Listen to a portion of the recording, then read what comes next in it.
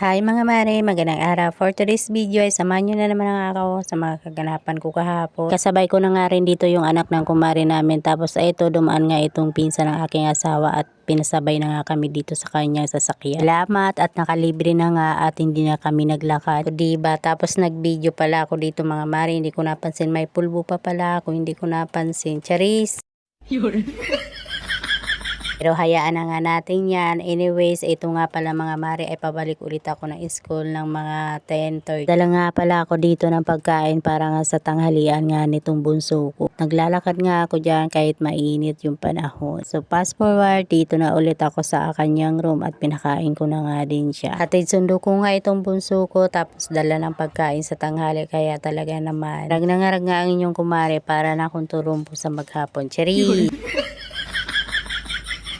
Pero okay lang yan nga mga mare kasi kering-keri pa naman at 2 araw nga lang itong gagawin ko. Charis! So anyways mga mare, balik na nga ako dito sa aking ginagawa. After naman yan, pagka-uwi ko ng hapon sa bahay mga mare at nasundo ko na nga rin siya. Ito na yung mga gawaing bahay naman. Magwawalis nga tayo dahil napakaraming dahon na nalalaglag dito. Hindi naman kasi pwedeng hindi magwalis dahil hindi nga magandang tingnan yung paligid. Kaso nga mga mare, itong walis ko ay pasuko na. Ang sakit talaga sa likod kasi maiksi na.